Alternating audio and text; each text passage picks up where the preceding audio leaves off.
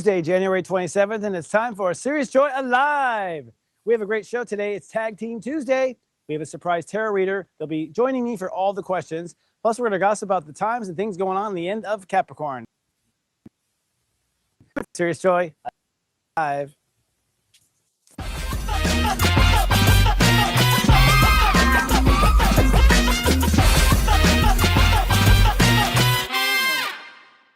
If you're watching us on YouTube, please be kind and do subscribe to our YouTube channel at SiriusJoytv. Please click like on this video, and if you don't mind, hit the bell button so you're notified so we collectively defeat the algorithm overlords. The Sirius Joy Nonlinear TV network is simulcasting right now on many media affiliates, including Instagram, X.com, and Facebook, just to name a few. Since 1995, Sea has infused every product with love. Our star is Sea Cream, made with kombucha tea, organic and wild-crafted herbs, and essential oils. Its fresh citrus scent appeals to both men and women. Age gracefully with our rehydrating facial serum. Made with organic sea buckthorn berry extract, giving your face a healthy glow. Your skin will love you.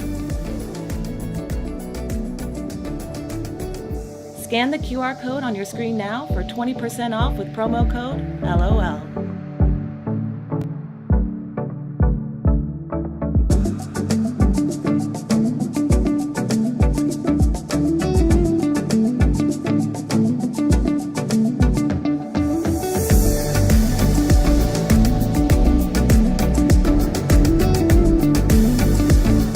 You started your business for freedom, but somewhere along the way, it turned into chaos. You're trying to fit your unique vision into someone else's blueprint, and it's leaving you feeling overwhelmed and second-guessing your every move.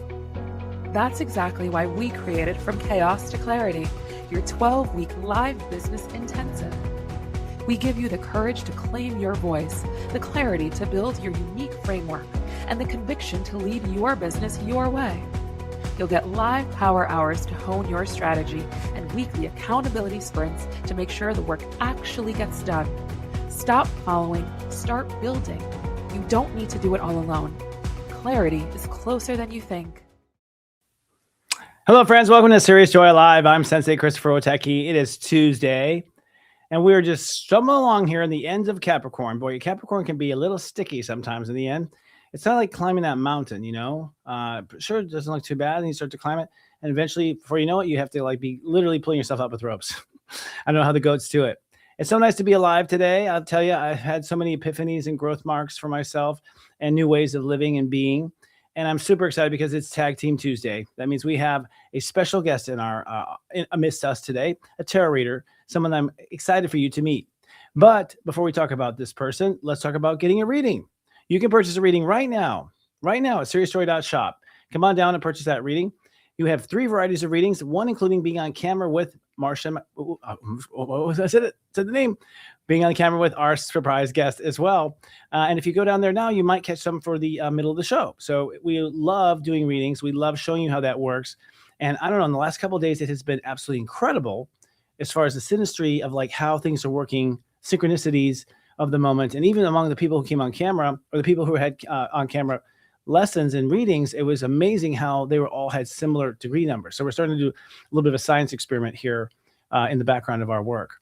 I'll tell you, folks, it has been an interesting time here in Capricorn. I want to talk to you about that. But first, why don't I introduce our guest, our tag team reading person today. Introducing, her name is Marcia. That's right, Marcia from Salty Mama. She's a tarot card channel on YouTube. She's an intuitive teacher with a grounded edge and a big heart. She works with us. Marcia blends tarot, astrology, and lived experience to help people see themselves more clearly. After 30 years of working in litigation, she followed a long-standing intuitive calling that began in early childhood and fully awakened in 2018. By Uranus. That same year, she rediscovered Christopher Witecki and sensed long before it had made logical sense that their paths would one day align, and today they have. Today, Marcia serves as a goodwill ambassador for Sirius Joy, supporting the community and staff with clarity, compassion, and grounded perspective. Trained with Mary Jo Cranmore at Soulful Revolution, Marcia is a featured reader whose work blends inspiration with clarity. Though her readings and patterns and cycles come into through her readings, patterns and cycles come into her focus, and innate awareness sharpens, and she's empowering choices that take shape in people's lives. It's kind of interesting. The attorney versus the tarot reader, like those two powers are interestingly connected here. Her YouTube channel is called Salty Mama Soul, Soul Tribe. It's been reawakened with the collective readings beginning in February 2026, offering guidance for each zodiac sign. You can explore her work at saltymamassoultribe.com. I'll make sure I get that right. She invites those drawn into both with their intuition and practical wisdom to come and walk alongside her and reconnect with what they have always known inside themselves. And I'm very grateful and happy to say hello. Please welcome Salty Mama, Marsha. Yay! Hey. Oh my goodness, it's nice to have you. Thank you. I didn't know you were watching me before and you left me and came back. You know, I had a computer back in my home when no one else did in the very early 90s. I had the old AOL, right? So somewhere along the way, my Yahoo favorites, you were in there. Soul Garden was in there. Yeah. Oh. It's crazy. It is crazy. But also I'm teasing you because first of all, people to be consistent, to have anything consistent on the internet is a big deal anyways. That's an honor because the internet's exploding every day with new things, you know. And then secondly, I find this interesting cycle for people to go and come back from spiritual disciplines and spiritual practices. So that's very, very common. Yep. Where did you get started spiritually? I mean, a spiritual lawyer, come on, does that exist? Well, yeah. So, you know, so the audience knows, you probably know this, but I am a 26-degree Sagittarius sun. I have a 19-degree Aquarius rising and a 2-degree Virgo moon. I also have my North Node in Aquarius at 25, net 7, which today, net 7. I know it's so poignant, but it's amazing how it lines up like that. Yeah. Yeah. I mean, Saggy Aquarius combination, I've been all over the map and enjoyed every moment of it. So I've been kind of off and on my path, but very early on, I had a teacher, literally my 3rd grade teacher, who kind of plugged into me at a time when things were rough in my life, but she got me to calm down and kind of plug into myself. And she would let me pull a tarot card. I know. Wow. That's amazing. A teacher. Yeah. Was she like part of the 70s Linda Goodman kind of thing? Totally dripping with gorgeous 70 energy. I mean, in every way, just very kind and loving, compassionate, but also super intuitive and a bit rebellious, you know, kind of a maverick for sure. And then, you know, but life takes you away. And I listened to voices that weren't my own. Right. And took a business path in college because that was how you're going to pay the bills and do the things. And yeah, but it's supposed to be. Yeah. Yeah. You know, I had my son in 2012 and wow. Right? I didn't know your son. I did, but I didn't put it together until just now. Like mind shift baby. That was a huge awakening. Right. For sure. And then 2018, I had a moment. I stumbled onto YouTube. For the first time, I searched up Saggy horoscope, and you were one of the first 3 videos that came up. And I'm like, wait, I know this face. Who's this face? And really, it was at that time that I just kind of decided I need to get away from this kind of 3D life, this structure. It's 30 years. It's been a whole Saturn cycle, you know, and I really was never cut out for it, but eclectically I could do it. It was just, you know, kind of in my wheelhouse. So, but I think counseling people, meeting them where they are in really difficult times in their life. I mean, you never know what you're going to walk into, and you have to be, I mean, the amount of space you have to hold. I mean, it's not even holding space. It's kind of like sometimes being a little Pac-Man and eating up the negative space around people so that they can breathe. And we can tell their story, you know, or justice comes through that, or truth and things like that. So I find it spills over into readings as well. Oh, well, yeah. I mean, that's what I was joking in the beginning, you know, poking fun of a lawyer, blah, blah, blah. But the truth of the matter is like lawyers are incredibly intellectually strategic. And so you make a very good premise for, I think, astrology. Like the thinking involved, the discipline involved, and the weighing of all the laws and interpretation of all the laws. It's very much setting up like astrology, in some senses, as far as the interpretation of these certain laws of the universe, Right. Well, I'm still budding and emerging in the astrology sense. I've been really studying it earnestly for probably the last 3 years, but it takes that talking about it, going through the motions, oiling the machine, if you will. But again, it's also a lot intuitive, and you can speak to that, the downloads that you get, and you can just. Why don't you speak to that? Because you're a right brain lawyer. I mean, so honestly, because I've heard people tell me, I'm sorry, I'm right brain. I can't do that. I'm like, no, that's not true at all. Not true at all. How did you discover your intuition abilities? Like, what age were you, or when did you really go, there's something here? Young. I was young. I would get songs that would come in, and this was again 3rd, 4th grade, and they would speak to the tone of the room. I grew up in a home that I had to be very aware. Like, I knew the difference between steps and cadence and breath and all the subtlety, in the home. And it just, that 2 Virgo moon, I'm just, all the details of all the emotional awareness are always there. And what I tell people I do is I kind of triangulate things. I don't know how, but I feel this kind of, on the left side, this kind of tickling comes up my back. And that's when I know spirit is plugged into me. But it's a song or a sense. It's like an instant sight where I almost feel like I can snapshot into the future or into the past, instantly if someone's out of integrity, right? Like, don't come around me, and just, it's been difficult to mask. Well, you're good. I think you think it's louder on the outside than it really is, by the way. So you never overwhelmed me with it, but I have seen you salty. Like, I was like, yeah. Listen. Where's that title come from? Where's that come from? That title. Oh, well, that I came by honestly again.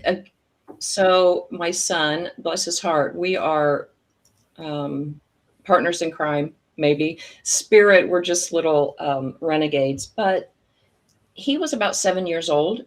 And I realized, again, this is the 2017, 2018 time period. I was living a lie, Christopher. There's the life you're born to and the life you're born to live. And if I could tell you what another time, we'll do this. But from 2018 to 2021, the things that cracked open for me literally changed who I knew I was supposed to be. And so the salty part comes from, like, I don't mince words. If you know me in my private life, now listen, I'm very intensely private. Who I let in my inner circle is kind of a privileged thing, or so I think anyway. But I cuss a lot. Oh, there it is. Okay. I don't mince words. I say very plain language. I mean, you're taught in the law, the plain language, speak, directly to the plain language. So I just do. So it's a little bit of, I feel like a Marine drill sergeant and a salty sailor. And, but, it comes through with advice as well. Sometimes you need a swift kick in the pants, or, a little oomphed. Yes. To just. Everyone does right now. To get you, well, I don't know about. That's true about everyone. Yeah. So people had kicked the pants, but at the end of the day, everyone sort of needs a little bit of a nudge. Let's put it that way. For even those who are trying so hard to do it right, or trying too hard to do it right, and so they kind of need a nudge. But I've said this for years. I think Salty Mama could be president. Like, in the sense of, honestly, we've never had a woman talk to us like children before. And I'm not trying to say belittle us. I'm saying we all came from a mother that has this like strong maternal, bond and cord from us to her. Yeah. And, when your mama talks like that, you sit down and you listen. It's like, never have I seen a woman step up with a salty mama strength in politics, I'm talking about, and own it. Because I think if that happened, we'd have a woman president. I've always thought that. But so I admire the tone that you're taking to some degree. It's not a scolding. It's if I have to sell this to you, it's almost like you're saying, if I have to say this to you, then you deserve this little bit of little attitude. I shouldn't have to tell you this. For sure. I mean, it's definitely like I wear a little charm sometimes. It's mama bear energy.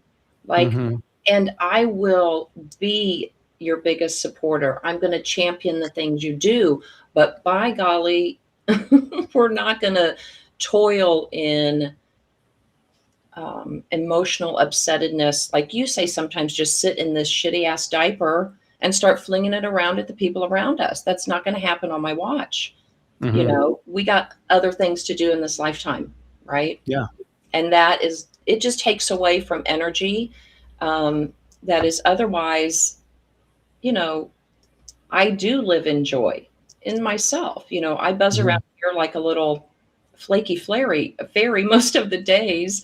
But I will stop and turn on a dime and dress you down if you're just, mucking up everybody's energy and not tending to your garden. Right? Yes. Yeah. Venting and really vampiring is what it is, a lot of times.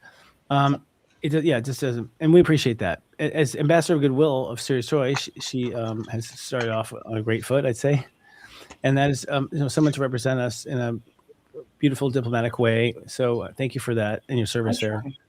Thank you. It's been so fun. Thank you.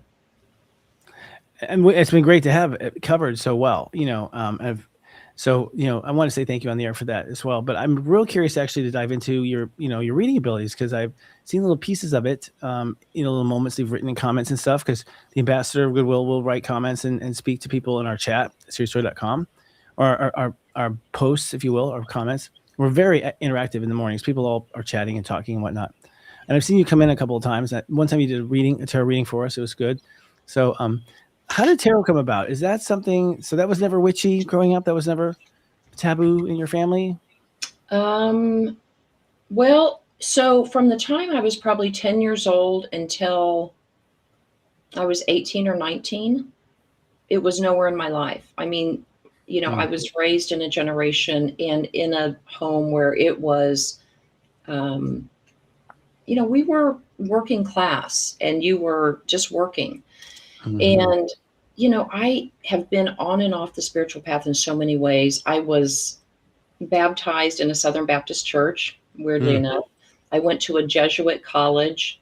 That's bizarre. I at one time was studying, thinking long and hard about seminary. I mean, weird, all over but they were never the right path, right? There was always something that literally took me away from that. But when I saw, the same day I saw your video, I saw a video with Mary Jo at Soulful Revolution. And when I looked at her, it was that moment of sight where I'm like, I'm looking at a future version of myself. She has totally normalized my spiritual journey. She was a former executive news producer.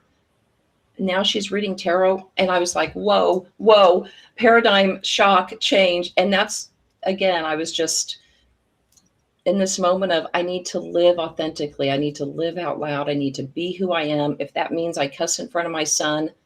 And he was the one who said, Mama, you're getting a little salty. And I'm like, you're damn right I am. I am salty. And that's just who I am. So it stuck. It stuck. So she had a little cohort to, I think she kind of took some of us under her wing. She had a class, 20 of us actually finished and stayed. And she was like, I'm going to give you space to start this, and opened up readings for us. And life hasn't been the same. It just hasn't been the same. Yeah. The readings are so interesting. I mean, you feel like you are doing a good spiritual service. I feel like, are you connected? Obviously you are connected to spirit, but what does your spiritual relationship in the time of reading feel like? Or experience? What's that experience like inside you? Yeah. So it starts like the minute I get the booking. I pay attention. It's the Virgo thing in me. I pay attention to the time they booked. Ooh. Right. The day they want the reading, the date they booked it. I check in at the Astrology. I love it when they give me the birth information. I do natal chart readings, and we can map out like a wheel of the year that is natal chart based and tarot based. But, you know, for I think the bulk of my readings. So anyway, and all of that. So instantly I'm kind of in their space and tapping in and asking their guides, what do I need to know for this reading? And then I do a little bit of automatic writing.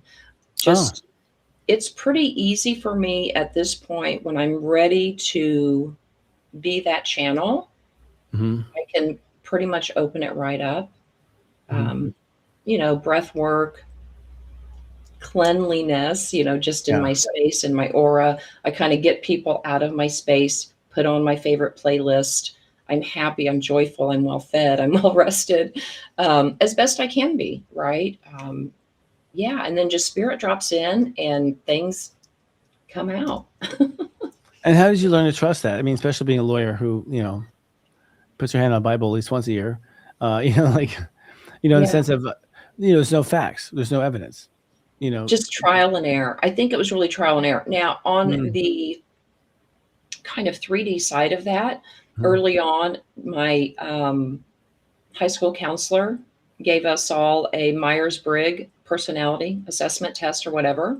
And it comes back and it told me that my main interface with the world was intuition. And I was like, well, isn't that something? And so from that moment, I really was like, what does that look like, feel like? How does that? But I always knew it was there. You know, it's just, it's a trusting. It really is a trusting. Yeah, everybody has the ability to tap into that for themselves. They just don't trust it. Correct. Yes, I agree. I completely agree. Or they mislabel it. They do. They see it as this class of thinking. You know, like so the intuition comes in, you get this idea. And along with the idea, I think is a feeling, a buzz, like a special signature. Yes. And that signature is unique. When that buzz happens, I know exactly where that information is coming from. It's coming from that place in me that knows. Yeah. But it's interesting that at the end of the day, if I just follow the buzz, I'm on point. Exactly. I think people immediately cut themselves off. They immediately come up with, oh, that'll never happen. That's really not, you know. And I'm just going to put out that I was totally could have been that same person in 2018 when I'm searching YouTube. And I'm just looking at this, but again, my mind is triangulating. I knew I was burned out where I was at. I knew I was having this cracking open. It was very unsettling. Okay. It just is. But nobody's going to take my birthday away, right? There was a bit of this self-worth issue and this sheer optimism that Saggy has. So in the midst of these kind of tower cracking open moments, I still was like very supremely confident that I'm going to land on my feet. Just stay calm. You know, you are getting this whole new identity you just did when you became a parent and a working parent, you know, and all these things. And you can roll with this too. So these minor little pep talks. And I really do. I try to cut off, man, that negative voice. I like the salty mama. I'm like, you can get that out of there, you know. I'm like, little Marshy Poo doesn't need to be hearing that crap. Yeah. Yeah, and everybody has that ability. Like I said, I think they immediately just do an about face, and that shuts that energy off. It's like a faucet. It's done. Yeah. And I think it's tied to past life memories of being killed for it as a pagan or something. And for sure, you can usually see, I can see the signs of the chart, like Chiron and Pisces. That's a whole generation that doubts their spirituality because they're poorly wounded by it. But you also just see just things like Black Lilith conjunct Mercury, or you know, things that just where doubt is literally attached, and whatever that doubt is comes is the spiritual history, is whatever. So a lot of people feel you know, oh, Neptune's the way that you intuit. It's really anything that's tying itself into the past is serving as sort of a mesh net kind of antenna. I find, and it's all, you know, you always get an intuitive answer if you listen to it. It's there. It's always there. And once you allow it to channel it, it gets brilliant, and you go, oh, this is not me. Right. It grows. It's and it wants to play. I love that you've kind of gamified life a little bit. Trying to. Yeah, Spirit wants to play for sure. Spirit does want to play. Spirit's goofy, I think, and Heaven's goofy too. They're always telling jokes up there. So it's always trying to make people laugh. What do you see? So did you turn into this, giveaway readings person for a while? Because I think everyone goes into that stage where you kind of realize you don't have the experience. You don't feel right about charging just yet, right? Yeah. But at the same time, you don't get run over, because that's what we tend to do, is give away too much. As light workers. How did you navigate all of that?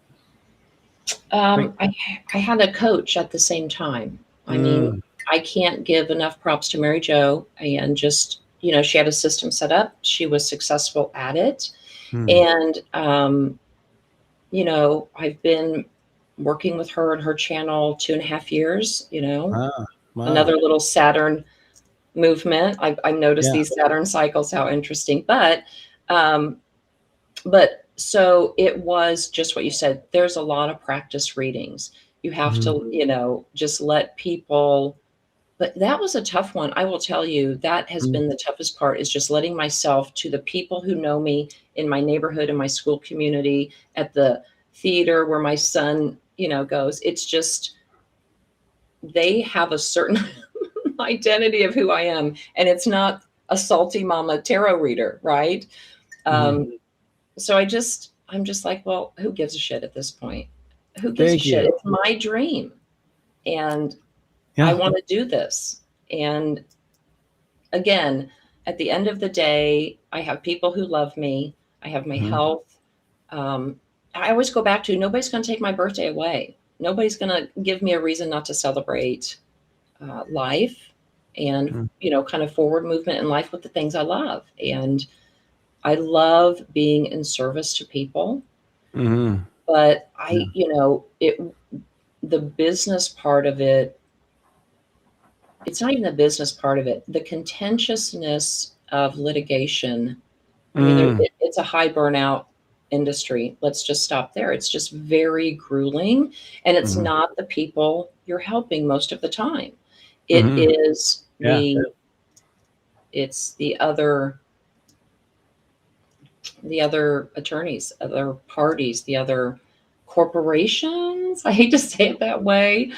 I mentioned to you the other day that I thought I had a case I was helping out on, and I thought it was going to settle. And in the change of the energy of one day, people had their gloves back on, and it was very clear. And man, so the energy in the room is all this prickly pear energy, reminding me that I don't have to be in this environment anymore.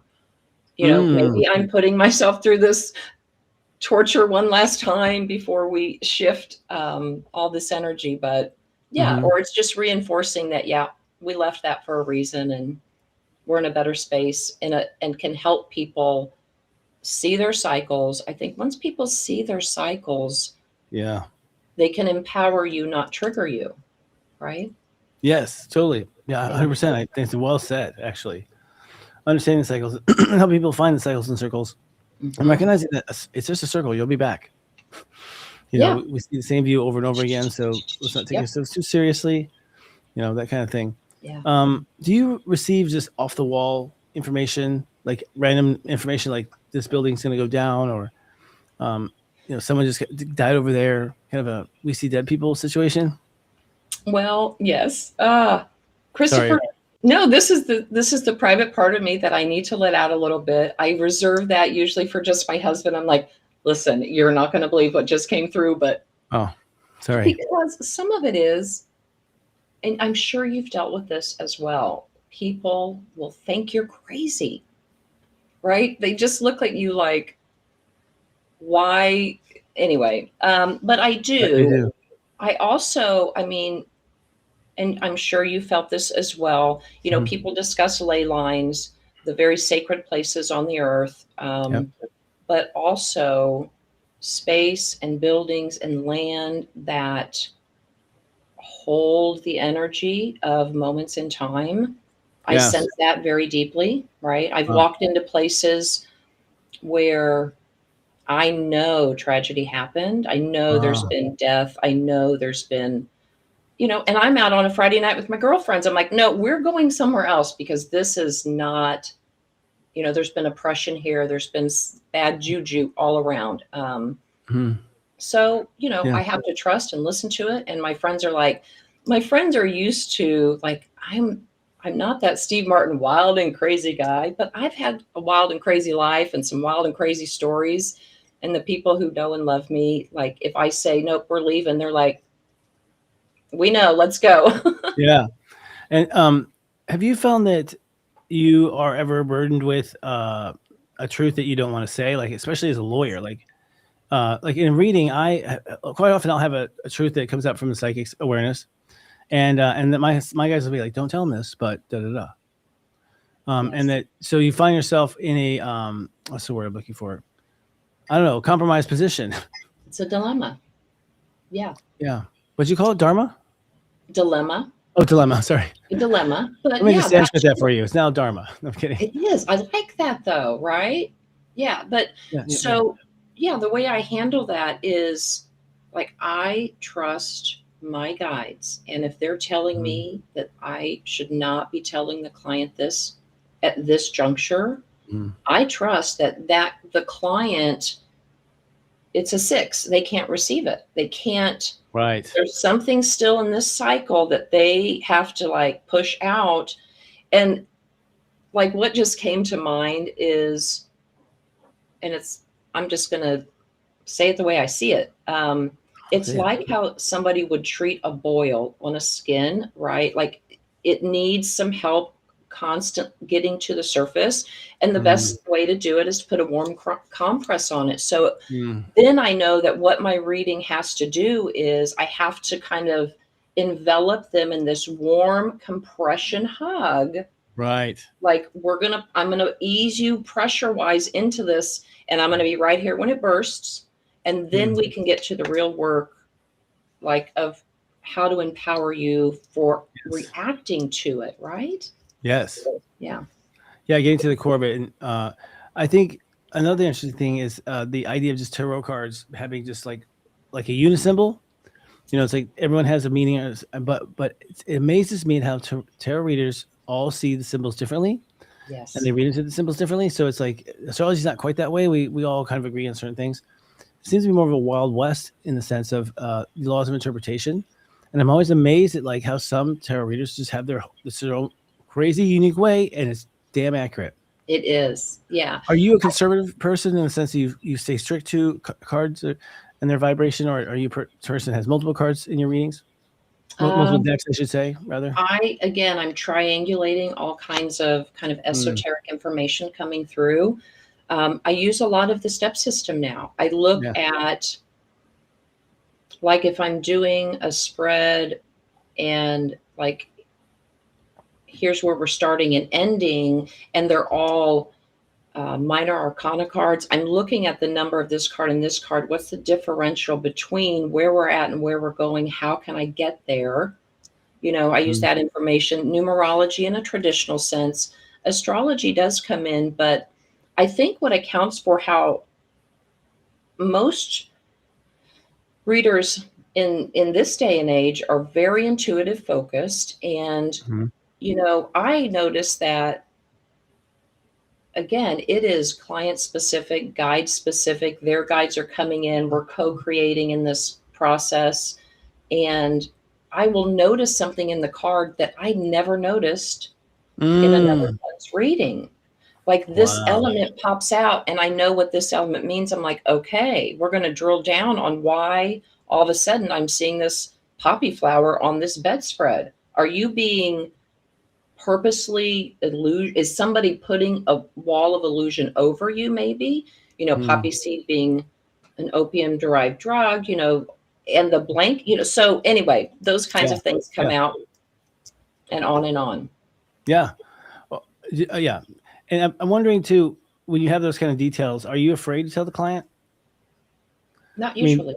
Okay, that's good. I'm hoping you said that, because I find that there's like a visualization. Like I go into a little bit of a trance. Really kind of stare in one spot. And I'll have imagery just come at me. And sometimes it's the most bizarre things. And I had a rite of passage where I had to at one point just trust. And it was such a bizarre example of the image I gave, and the client was blown away. And it was from trusting those weird little spontaneous moments of imagery that you get that convinced me I was psychic, because I took that leap. Are you a person that sees literal things like that, or do your guides speak sort of in sign language? It's a little bit of both. Like I said, there are times where, and some of the audience will know this, I'm a Gen Xer through and through. And in a previous version of me who was married with stepchildren, the popular shows at the time were like Hannah Montana, and there was another Disney show, Raven. And the premise of that show was she had this psychic vision, but when you see it in, it would start this spinning, and she would have this, like, that is exactly, it's like this telescope into a future off my left eye that I see whatever's happening or what's going to happen or how this situation is going to play out. Yeah. And it's just like you said, seeing it from a young age come through, like I would have that happen. And then I would be like, did I make that happen? What's going on? Yeah. I was very scared at first, very scared, right? Because it's the coolest feeling ever. I wish everybody could experience it. Yeah. Just this total trust in, I don't know, in yourself, and knowing that, and you are kind of creating that, right? Oh, crafting it, I would say. Crafting it. Yeah, absolutely. Well, it's kind of a thing you have. I remember as a kid, I was testing my powers. And so I framed it as a child as powers. And the first power I had was to turn light, straight red lights to green. But I swear to God, as I was, each light focusing on turning it to green, it would turn to green. I was convinced I was doing it. Yeah. And so that was probably what built the rapport with myself in order to discover all the other little small idiosyncrasies with myself. And I feel that human beings come down and, and we pretty much incarnate in similar fashion. So it's like, in every lifetime, when you scratch your elbow, it means it's going to rain. It's not just, type of one. We come up with this shorthand, if you will, of in our body and what tells us is the truth and what is not the truth. Yeah, I wish people would just pay attention and trust that. That's exactly how it works. And testing it, just like you said, like play around with it. Exercise that muscle and don't give up because it didn't work instantaneously. It's a repetitive thing. I have one client who I see pretty regularly, and she has just these we started with 5-second rituals. Oh, cool. Wow, that's cool. Very monkey mind. Monkey mind. Yeah. Like, I just want you to stop the monkey mind for 5 seconds.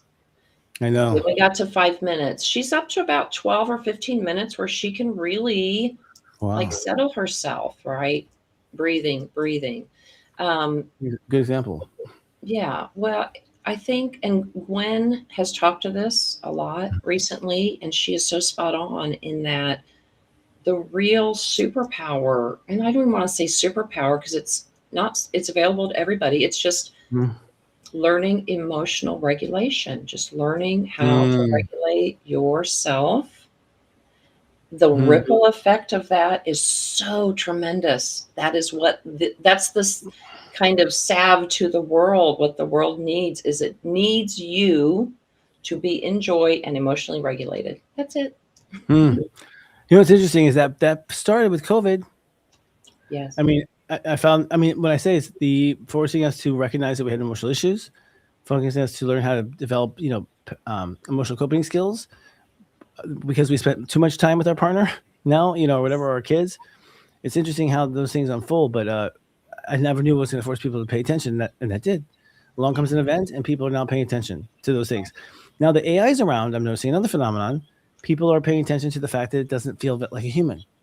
And it's like, what did I hear you say? He says it doesn't feel like a human, because that's intuition, I think, speaking and probing in that direction. Do you think tarot is going to always be around? Because it seems like it has probably the longest, lasting abilities out of all of the disciplines. And I'm not saying you won't be around or whatever, but I'm just saying we have human design going on in astrology and things like that. But it seems like tarot just ain't going to give it up. It is rider deck all the way.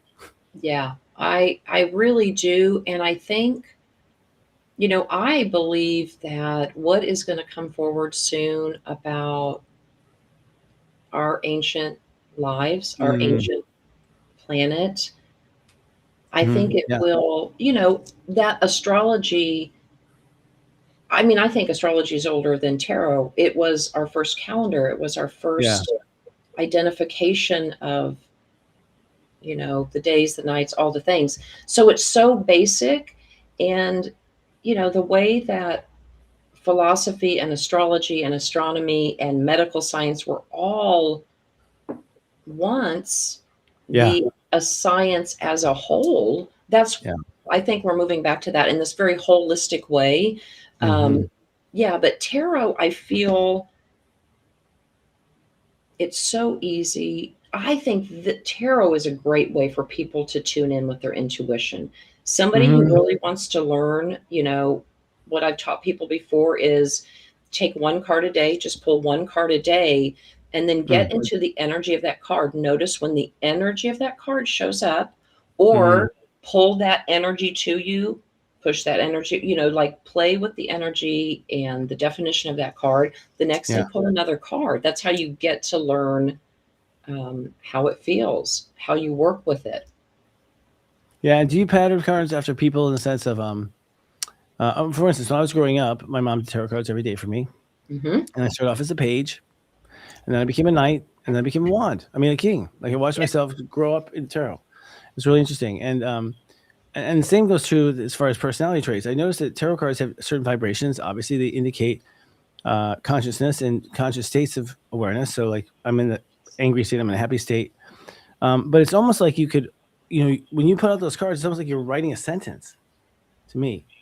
It literally is like a sentence. You're writing, it's like word by word by word by word. There's your answer. It's so literal, but also complex at the same time. Yeah. It is a story that unfolds right in front of me in 3 cards, 9 cards, 1 card. It doesn't matter. But I instantly kind of feel into. Now, I will tell everybody, if you want the quality, what drives the quality of a good tarot reading, obviously your reader, but you as the querent, a clear question. Yeah. If you wake up and say, what's on my path today? Right. That is, I mean, I do that, but I've been doing this a while. I try to help people, like, let's drill down, because then you get very specific with spirit and you start having this conversation. And then it's a story that unfolds. I don't know another way to say it. Totally a story. Do you get any kind of backstory? I'm just curious, poking in your brain how it works when you're doing tarot, because I don't think people realize how much communication is going on between the reader and the other side. Yes. Much more than you would think if you're in front of them, at least as far as I'm concerned. In some cases, I'm getting conversations about other things in the reading for that person. Like myself, they'll be like, oh, yeah, it's you too, buddy. That kind of thing. Or, but also sometimes they'll go off in a direction and teach me something out of nowhere. Is it fluid like that for you, or is it more focused on the cards and the vibration you feel coming from the cards? No, it's totally that way now. Now, when I first started reading with live clients, not just for friends and family, or it was very mechanical. It was we stick to this little organized, Saturnian way of doing things. But now it's very free flowing. It's so much more comfortable. I've gotten more comfortable, but what I find, yes, I get answers from myself that come through, or little aha moments, or like, ooh, I want to go check that out. I got a nudge from spirit. Hey, mention this. I'm like, I've never heard of this. I'll make a note because I want to check it out too. But I find what I noticed as I started doing more readings was that clients that were drawn to me they needed to heal something that I had healed for myself or had brought forward or was working on now. And I'm like, this is a co-creative energy to work with me, lock arms with me, you know, and we're going to kind of work through this together. I don't tell the client that always, but it's like such a blessing to me as well. Yeah. I don't think the client often knows that, but it is a blessing to have them not just trust us and pay for it, right? These are so great as an empath and all those things, but to understand that they bring forth nuggets of myself that I need to know, and I'm grateful and thankful. And, you know, I view someone's birth chart more confidential than medical records. It's so personal to me how they share their self, right? Yeah. It's everything in yourself. I mean, depending on how much you want to look. Right. You know, and sometimes you gotta have blinders on. Yeah. I'm at a point now where I have so many things to look at that I have no choice but just, select. Yeah. You know, because I kept learning and learning and learning, because you get fascinated by more objects and more things in the sky. They're always discovering new planets and things. So it's growing. It's not really dead metaphysics, astrology that is. Tarot, I think, also, I don't think it's grown, but it has stayed. Mm-hmm. And if I'm not mistaken, like the original Rider deck was built on some sort of cult, not really cult, but some sort of a mystery school sort of approach that I guess is well known. Do you know what I'm speaking to? Yeah. And have you witnessed that aspect of it in the readings at all naturally? Yes. Okay. Yes. So, at the heart of Tarot, the way I understand it is that it was a playing card game back in 1700 Renaissance Italian courts. Really? Yes, but foretold, but having this, here I am trying to find my words, a divination property to them for sure. Right. And, as the court astrologer or informing and, similar to how a scry would channel information. But yes, so yeah, Tarot, like I have people who I love dearly and they love me. And one of my favorite first cousins, when I mentioned to her that I was doing Tarot, she goes, "Are you the devil?" I'm like, "Oh, for goodness sakes, come on." But she just jabs me, I jab her back. It's not, but there are people that certainly have that whole kind of, it's this witch wound. I don't know if you've heard that term before, but it's but I've seen it. Yeah. Yes, there's a wound in our consciousness around women, divine females, really embracing their intuition, sensuality, all the things that make them great leaders too.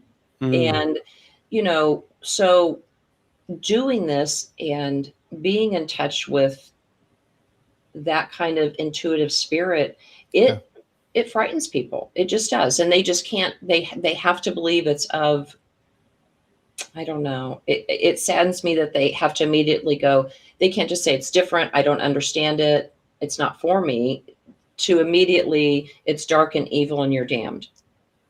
Yeah, totally. That escalated quickly in my book, because I'm very open and. You don't feel that either though. I mean, like, cause if you read the tarot book, like the old interpretations that you're talking about, and you go inside, a lot of times I would not feel what the book would tell me. Right. Do you feel that? Like I felt, and do you think that those times are just written harsher so people would wake up? Or do you think that was how bad it was back then when you're getting tarot readings? Like when the Rider deck, book was written, was it tougher times? Because I picked up astrology, it was the same thing. It was like so negative and so dark. And I felt bad. Like I was leaving the customer with nothing to work on or hope for, and that's when I had the courage to start off and just do it my way.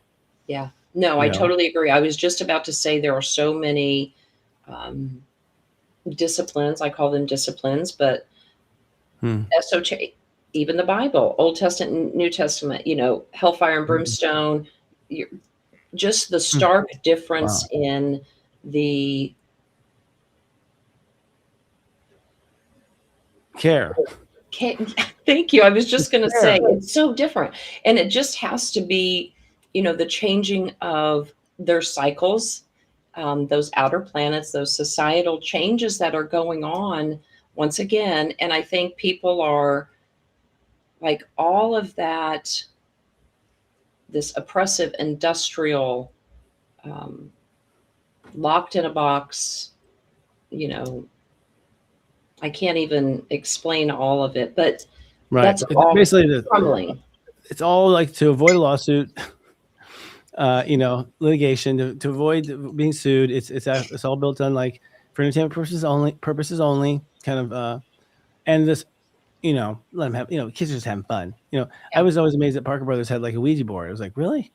You actually, published it. It's amazing. Mm-hmm. But yeah, there's always been this, I'd say in the 80s and 90s, very much, for entertainment purposes only. It's kind of way, it's like, it was very serious, but then you just kind of roll with that disclaimer to make sure you weren't, going too far or whatever. Mm-hmm. Yeah, interesting stuff. Well, let's take a little break. And when we come back, I'd like to see us work together on this because sometimes you got to show, not tell. Everyone, we'll be right back. Don't forget, if you'd like to get a reading with the both of us, we'll be tag teaming today. Go to SiriusJoy.shop. That's SiriusJoy.shop. We have 3 categories. And I imagine you got unpacked like 25 decks or something right now, or just kidding? I've got 3 or 4 in front of me. We're ready. Wow. Okay, cool. All right. We'll be right back. Yeah.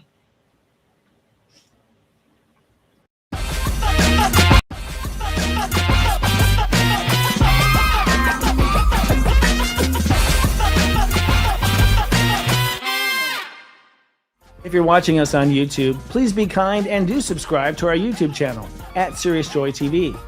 Please click like on this video, and if you don't mind, hit the bell button so you're notified so we collectively defeat the algorithm overlords. The Sirius Joy Nonlinear TV network is simulcasting right now on many media affiliates, including Instagram, X.com, and Facebook, just to name a few.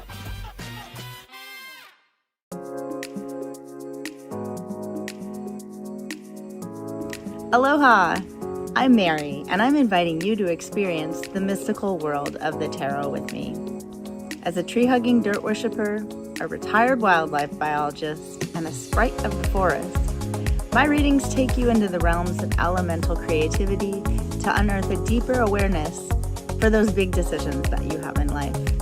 The first 50 viewers to email me with the coupon code below and book a reading will receive 50% off that reading. Can't wait to see what the cards have in store for you. Mahalo nui loa.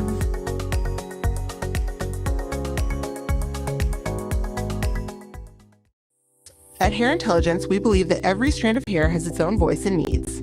By combining ancient wisdom with modern biochemistry, we create pure, organic solutions that work in harmony with your hair's natural biology for optimal hair health naturally. By choosing simplicity, sustainability, and science-backed natural solutions, we help our clients transform their hair, whether it's repair, regrowth, or simply radiant, healthy manes they seek. All of her products have completely changed my hair. I like to call it magic in a bottle. So if there's one thing that she knows, it's hair. Before using Karen's products a few years ago, I struggled with various hair challenges, including alopecia, and now I've overcome them and I've just fallen back in love with my hair. Get your best hair with clean, organic products that are catered to your hair's unique health and longevity. Get 20% off your first purchase at Hair Intelligence by entering code SiriusJoy20 at checkout. Rediscover your hair's true potential. And welcome into Aquarius now. Aquarius energy for you is your structure around values. You are a vibrational value person. In other words, you go by the vibe of something to determine what value it has. This is how you can sort of read a product's worth and know a good sale when you see one. You can literally sniff out the sale while driving down the street. I've witnessed it. It's pretty incredible. But now it's time to up those values. It's time to step into that uniqueness. In fact, your mantra for the week is, I believe I have unique things to materialize into the earth. I believe I have unique things to materialize. Now, that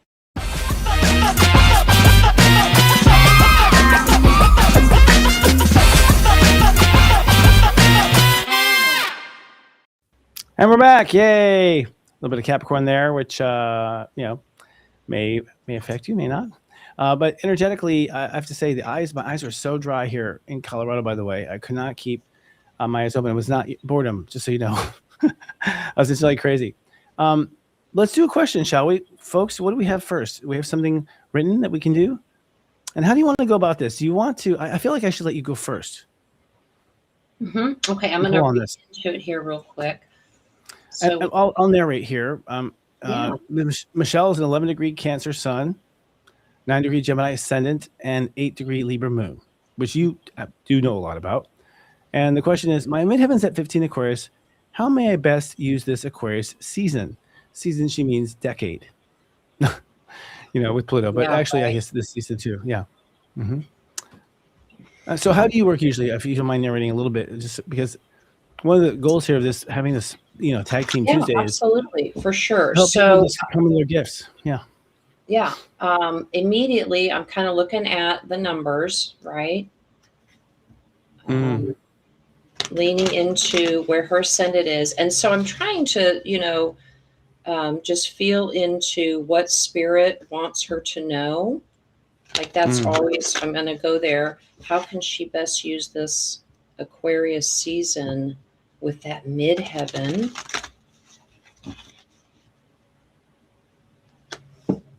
Hold on. Well, spirit wants you to know that you already know. So you're a high priestess in and amongst yourself. This is, the intuitive noting. The high priestess has all the answers. She has all the secrets to the universe. She's fair. She's balanced. You hold within you the sacred knowledge. And, in Aquarius time, so where is her Aquarius house? That would be her 9th house. Is that right, Christopher, with the Gemini ascendant? So Gemini, yes. Let's see. Aquarius would be, yes, because they have Pisces in the 10th. So okay. I have those mathematics, yeah. That's okay. No, I'm just trying to. So right now, especially in this Aquarius season, like I'm hearing there's some kind of quest for mastery. Obviously, the reason for your question. But Spirit's telling us that you already know. Like there's something intuitive within you that knows the answer to what you're to be doing right now. You've got 4 of Wands here that's in support of what you're doing. This is a card of stability, a card of belonging. But you're not trusting yourself, right? You hold the essence of your kind of tangible future right now in your knowledge. You're just not trusting it. A page is that kind of beginning energy. It can also be a messenger coming in. Pages are often messengers, but I'm feeling like you are the high priestess, but you think of yourself as the page. There's something in that. And the bridge to happiness here for you, like this is I'm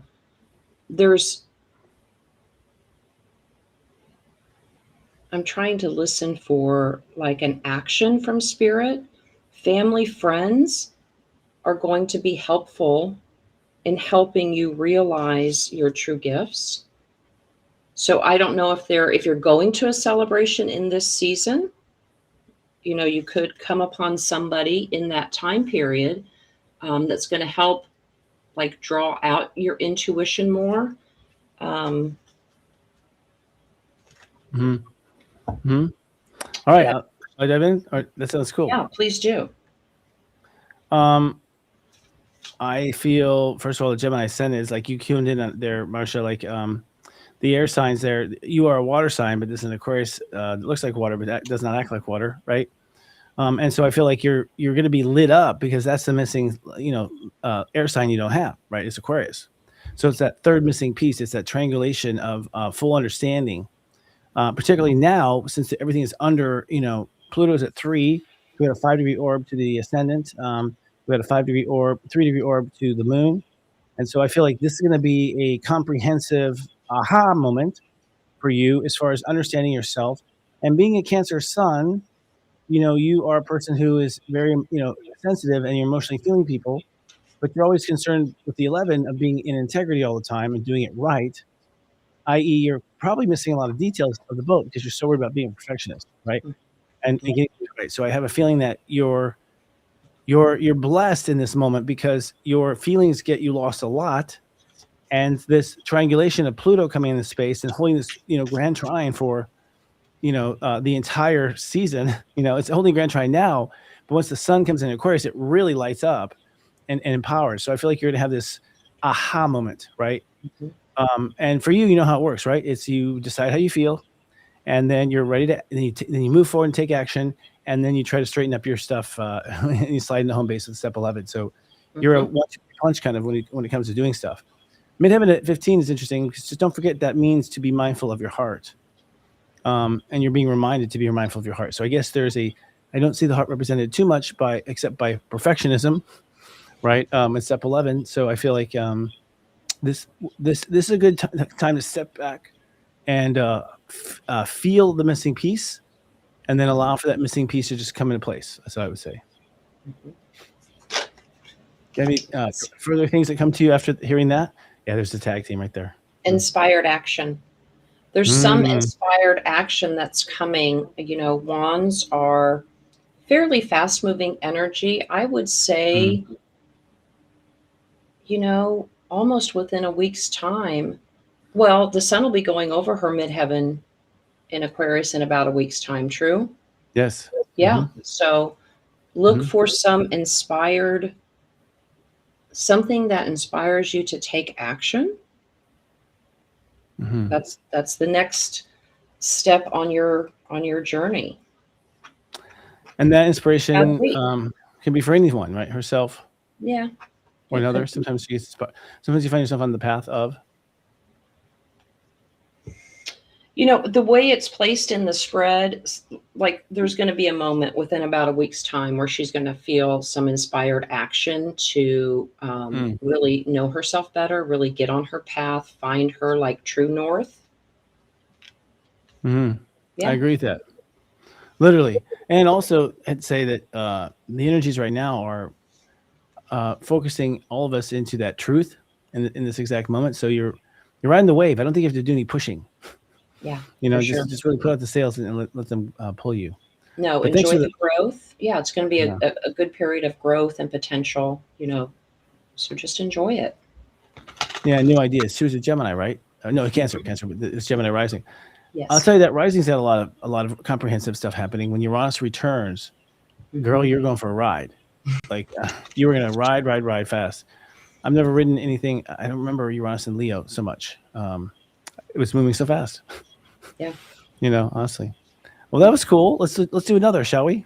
Yeah, let's do it. Okay. Wow. Yesterday was high numbers, in this today it's the personal numbers. Ivy is a 2-degree Virgo sun, a 1-degree Virgo ascendant.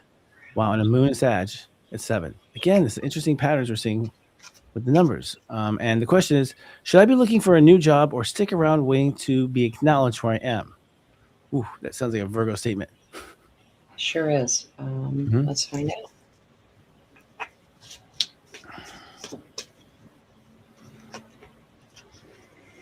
Well, in true Virgo fashion, you showed up as yourself in the Hermit card. Wow. Authentic. Yeah. So you're done. You're done diddly undone where you're at.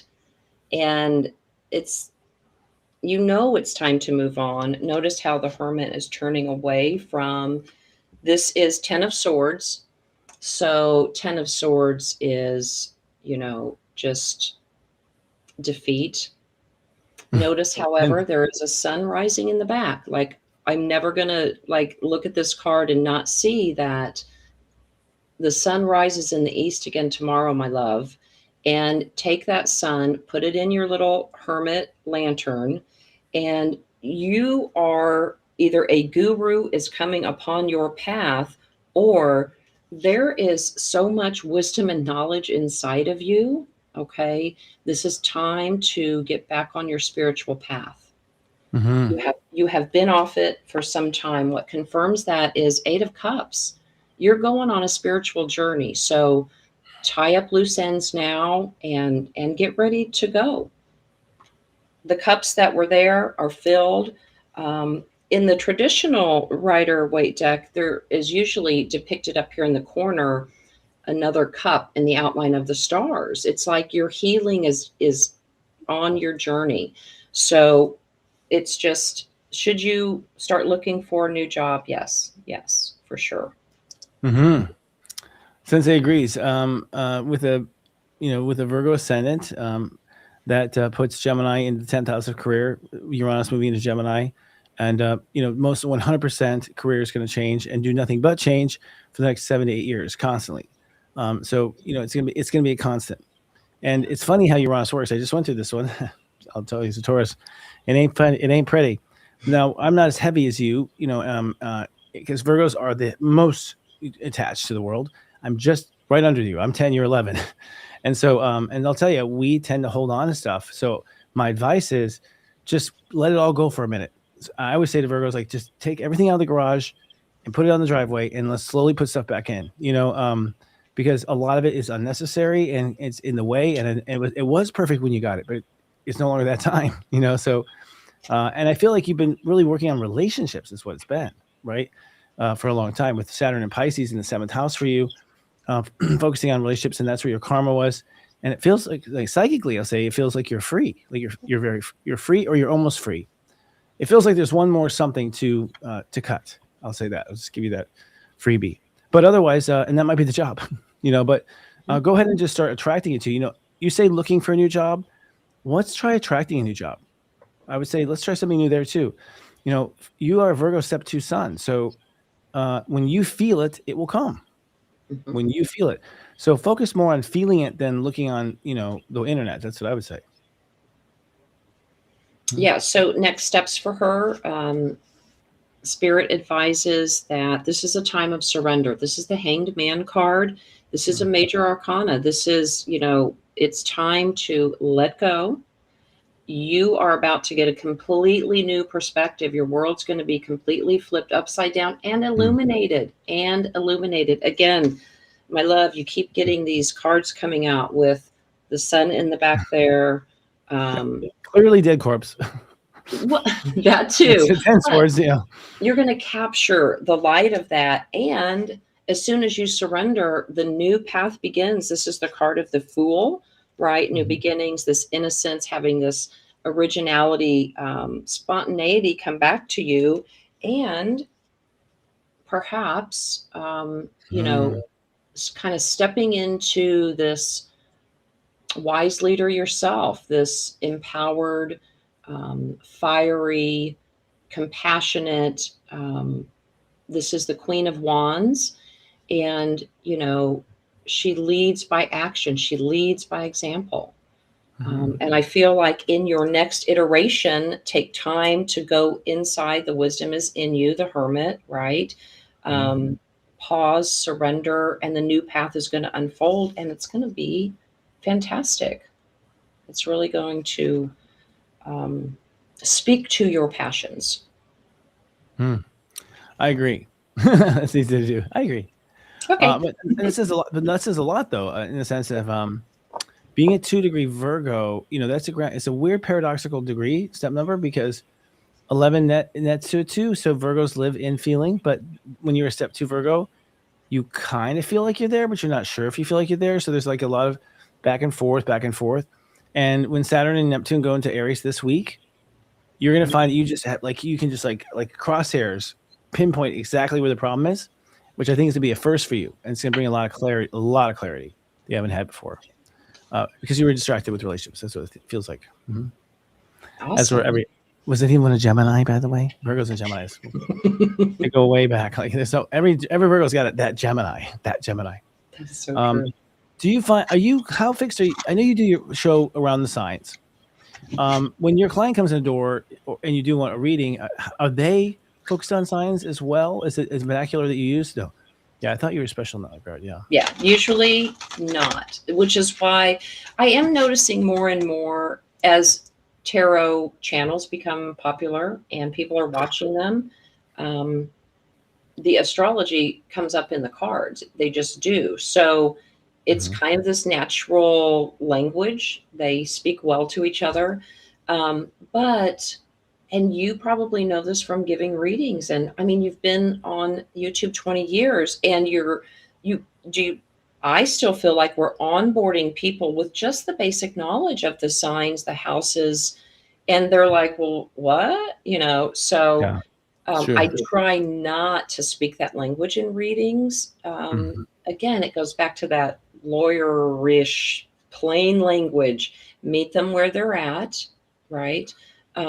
Clients that come in that have a more sophisticated astrological knowledge, they're asking me about points and parts in their chart, then we do talk about it. But I will mention, like, when spirit nudges me like that this is another person around them or energy around them, I'll be like, okay, you've got a Capricorn coming in, you've got strong earth energy, and then I drill down on the card. Well, which of the court cards is it? A lot of times you can get that with the decans too, on the zodiacal wheel, right?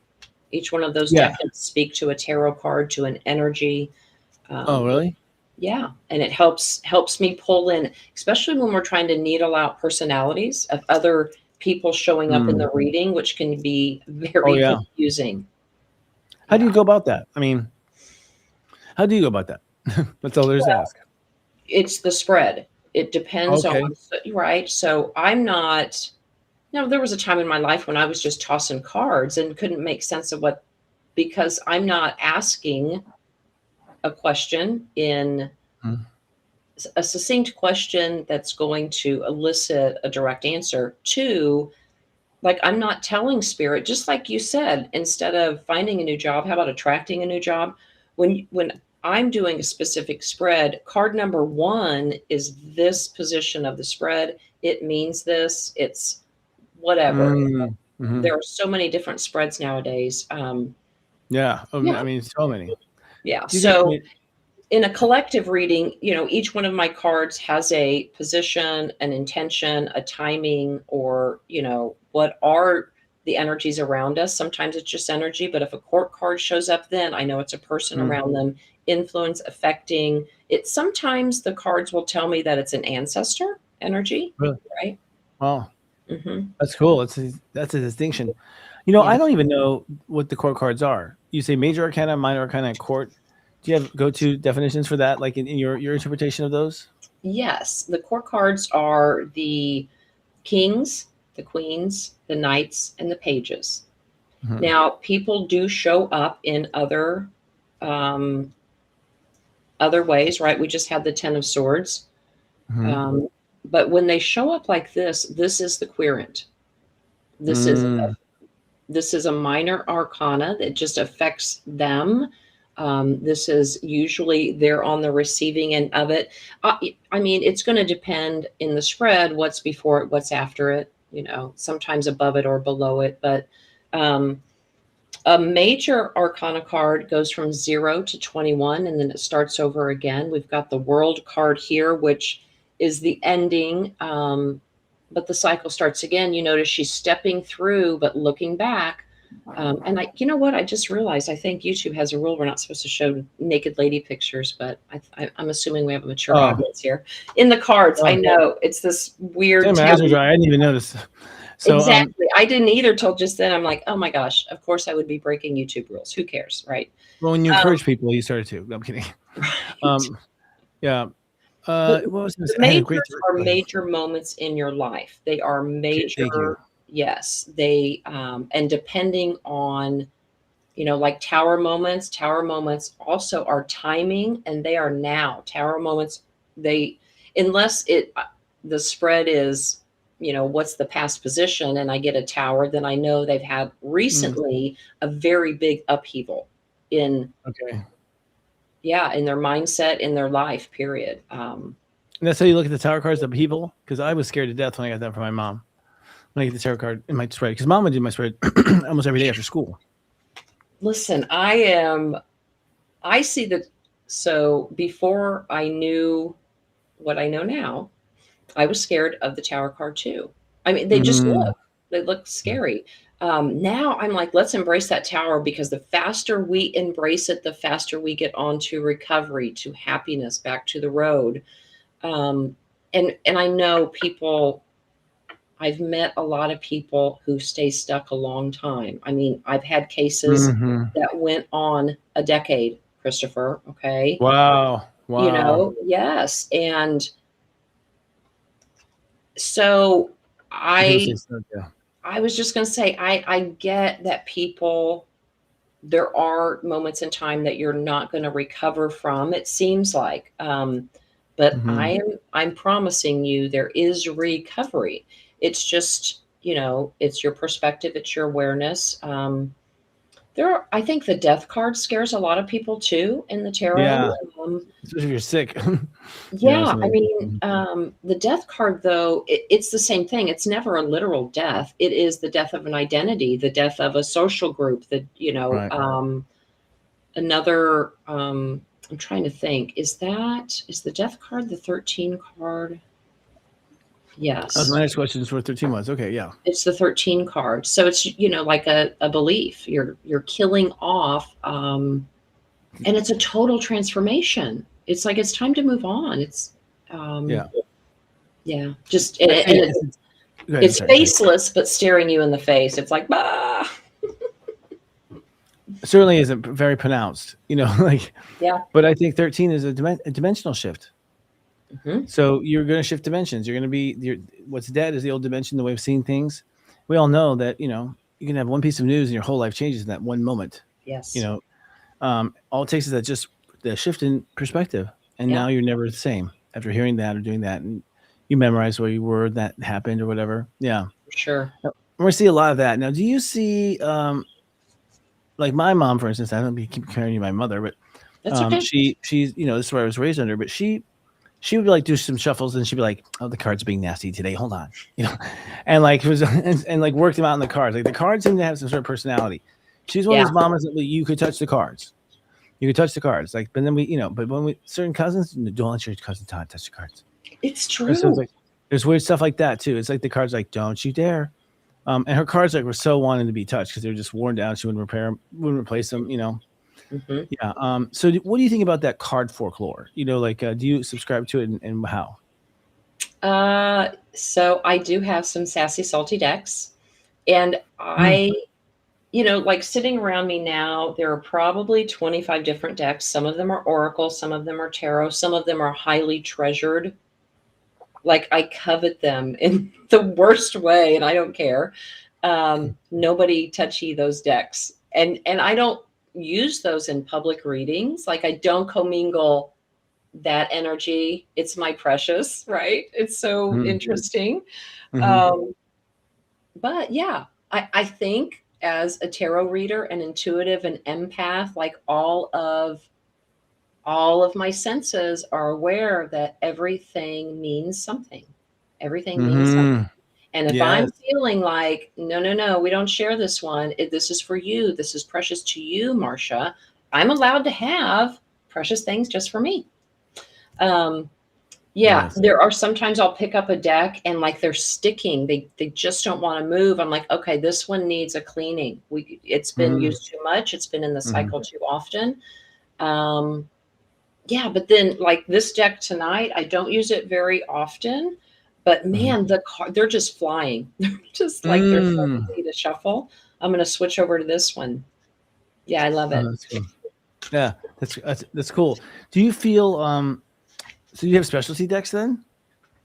Like your go-to, like, okay, so I go to for bad relationship problems, where I get the old maid cards, you know, or whatever, but like there are cards that suit specific queries. Well, that for me, so I do have a couple of very traditional in the artwork that I know certain clients I need to use those cards for. I do have where I really kind of get nuancey are my oracle decks, because those they're speaking. But again, I'm not just buying any oracle deck, because I think every Tom, Dick, and Harry now can make one. And Yeah, I want to know the channel. And for me, it's the artistry too that are in that deck and how that energy is in there.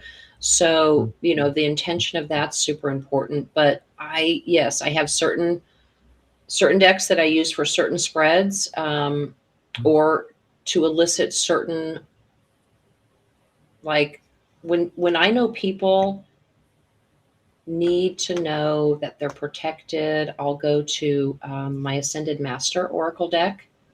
Like they need to know, call on this Ascended Master. It's, who wants to come forward and shoulder this with this client?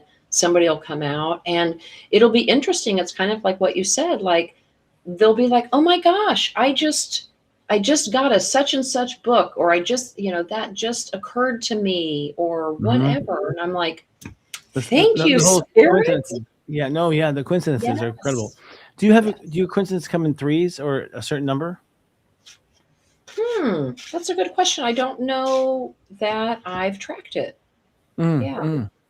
Yeah, because I find and along the path of a journey of any light worker or any practitioner, your body, I know this for truth now, that you and your higher self, which I believe is a part of you asleep in heaven, has your own little language that only you've developed with each other, yourself. And this is why I think that, dream interpretation goes so far, and also formal education of psychic ability goes so far, because it's something you have developed with yourself, much like reading the weather, that's going to rain or whatnot if you're a farmer. And so for me, there's always patterns and numbers, always were, that I didn't notice until the subsystem came along, and I realized, I'm always thinking about numbers, come to think of it.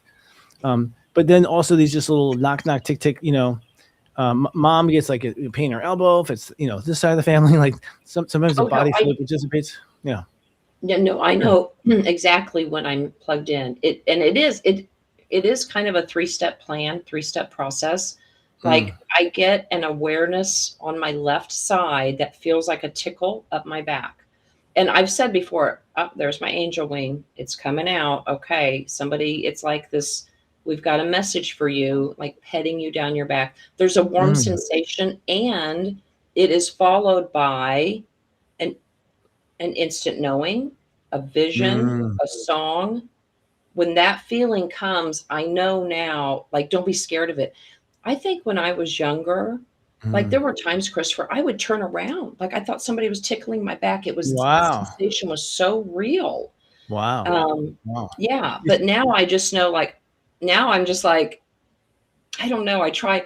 So this is another thing, having worked in legal so much, you do become a master of like, don't let people read your body language. So when I get that feeling now, I just know it's almost like my ear goes, things start, but you would never know to look at me that I'm having this spiritual moment download.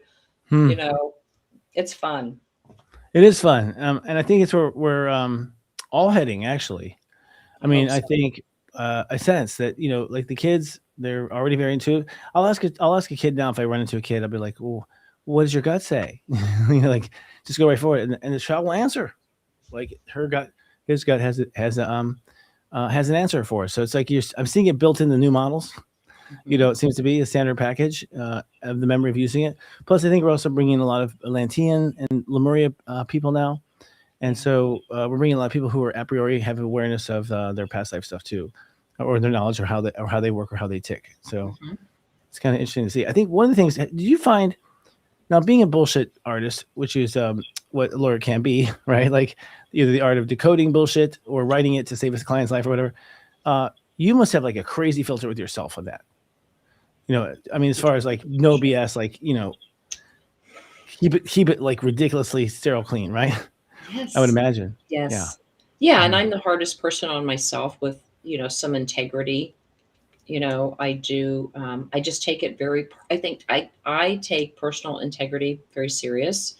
Yeah. And I have been known to be standing in the mirror, like talking to myself, like, you're not going to get away with that bullshit anymore. Knock it off. But it's me talking to me, usually going, I can't do it. I'm really kind of scared of this. Or it's, and then something kicks in going, but yeah, I mean, that inner dialogue can be a little critical at times, but. Well, I want to actually make a distinction since we brought it up. There's inner dialogue that comes from our higher self, I find. Mm-hmm. And there's inner dialogue that comes from us just, gossiping with ourselves. Yes. And we're having this inner conversation, and that conversation is not the conversation I'm talking about. And it takes a while to tune into that other conversation. Now, are you streaming? How would you describe your relationship to your guides? Are you streaming exactly what they say word for word? Are you and then coming back, and comprehending it? How do you work as a team with your higher self? It's a feeling, a knowing, and then I'll get a picture, and then I try to, so I know what the picture means to me, and I need to figure out a way to, okay, so this, I need to tell them that, there's a lot of deceit going on around them, but I'm not going to tell them what I see, coming through, because the cards are scary enough. I mean, we've kind of been over that. So, again, my approach is that I'm gonna give you a big, hard, warm mama bear hug, but we're gonna squeeze that damn boil if it needs to be, and we're gonna bring it up. We're gonna get it out. We'll clean it up, and we'll move on. Yeah, I find that you have to get that out. You get that out to get to the truth, anyways. Right. You got to get it out of the way for sure. You can't get on to the healing until, I don't like the word shadow so much. It's just, I call it a cracking open. You got to crack it open. You got to get in there, get it cleaned out. 100%. And its own pace. At its own pace. Yes. Yes. I think we have a couple more questions up. I cannot believe we're almost at 2 hours. Does it feel like that? Did we go through a time warp? No. Yes, wow, we did. That's incredible. Yay. Really late, of course. Yeah, it's crazy. All right, so this is our we'll have 2 more, I think. We'll see. Here we go. Okay. Jen's a 7 Virgo. So look at these. Like, oh my gosh, this is to be true. Jen's 7 Virgo sun. Oh, go to the casino right now. Wow. 7 Moon Scorpio. Wow. And when I look at these 3 numbers, you can get a taste for the client's energy right away. And this is some very serious spiritual energy. So I pick up like very serious spiritual. My North Node is 1 degree Gemini. What can I do to tap into my potential? Oh, honey, Uranus is coming. Just sit back and grab something. I have to say it, but yeah. But I'll let, what do the cards say about North Node at 1 degree Gemini and tapping in? Get out of your own way. So this is 2 of Swords with a blindfold. This is a card of choice. And this is, swords can be mindsets. They often are. So what's the question again? What can I do to tap into my potential? North Node is a 1 degree Gemini. What can she do to tap into that? Make the decision to tap into it. And it's reinforced by make the damn decision already. So we go from Swords, which is this mindset of I'm closed off to the idea that that I can know my true potential. I'm just completely closed off to it. But Spirit's like, make the damn decision, because as soon as you do, this is going to unleash. Pentacles are tangible things in life. It is also related to self-worth to me. It's often second house when I think about the pentacle kind of energy. So it's not just the things that we buy, sell, trade, it is also having to do with your self-worth. As soon as you make that decision, your potential, my love, is out of bounds. Whoa. Right. Wow. 10 of Pentacles. This is just a decision issue for you. There's no other person interfering. This is all internal. This is in the mind. What do you think, Chris? I think, it's it's going to happen to you, not because of you. With all that sevens, you stream conscious, right? So you have to allow yourself to let things flow and let things go and sort of let your eyes get blurry a little bit and start to watch for the patterns. So it's very much a little bit of a, an acid trip to some degree living inside of you because you're letting things flow. I think the trick of the matter is to get it all flowing is to be mindful of your feelings, your ascendant. So your ego has nothing to do but to listen to your feelings. That's what the go moment is. Mm-hmm. But the 1 degree Gemini, which is the North Node, this makes a lot of sense because your sun, your rising, first of all, is based on experience. So how many lifetimes you've had and whatnot. And so it looks like what you've done is you have gotten very high up in the Aries conscious of ego. And I don't have your whole chart here, but you are just now bringing in the elementary of 7. And that's probably because you went way off as a soldier and didn't give a flying foot about who gets killed or what the moral consequences were, which we all did, by the way. And then suddenly, you get to having to review the tapes and you're like, oh my God, it's time to bring a little bit of spirit into this. My point is like a lot of times when you go way high in something like that ascendant, you get so far removed from reality that you have to come back and focus straight on what matters the most. And that is self-love, as we teach. Not only self-love, but mindful of self-love, right? So, your ascendant being mindful of your feelings. This is, I think the North Node at 1 is saying, and also mindful of your mind. Mindful of your heart and then your mind when they come together. That has to be always included. What was the heart's intention in thinking that? Oh, the heart didn't tell you to think that or say that? Well, then you're in trouble. Should not be broadcast ultimately. So creativity is going to be your potential, I would say. So if you have fun playing, so you said tap in your potential, play. Play, I think, is other than sitting down and start, letting your eyes glaze over and just let yourself flow. Play is amazing as far as, you're having fun. You're throwing stuff at your boyfriend. Like you're just doing silly stuff that brings your heart out. Because once your heart's in play, it's amazing how much intel I get then. Do you get intel in heartfelt moments, Marsha? Yeah, for sure. And as you're chatting, I'm asking Spirit, what's the antidote? What advice can we give her as to next steps? And what they're telling me, we've got 2 5s in a row here. We've got the Hierophant and 5 of Cups. And what this tells me is you have been held back in traditional roles or mindsets. Like somebody fed you knowledge that was bullshit about yourself. And you are, crying over spilled milk in some way. But again, this is a perspective card. Turn right around. You've got 2 full cups ready to be picked up and nurtured, right? Cups they're not just emotions, but they are our creativity. So turning away from whatever hierarchy, traditional systems is what I'm hearing, and look at the joy and the potential that's just right behind you. It's barely a half a step behind you. You just have to turn and see it. Yeah. Why behind? Is there a reason why behind in your mind? Like those kind of words have meaning. Yeah, they do. Yeah. So in this instance, it's the same card, but it's like you have been, it's kind of like me and my spirit connection. You are completely unaware that the decision lies within you. Okay. Like I would be curious to see this chart in that, like there's something that is hidden from them in that creative house, maybe, or unlocking that creativity. It's right there, but somewhat elusive.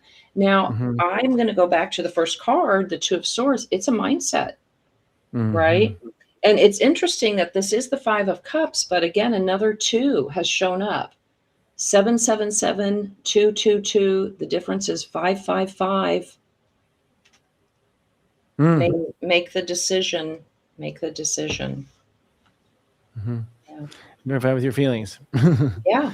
Yeah, verify with your feelings. Yes. Thank you. Sorry, I'm assuming they know the step system. Sorry.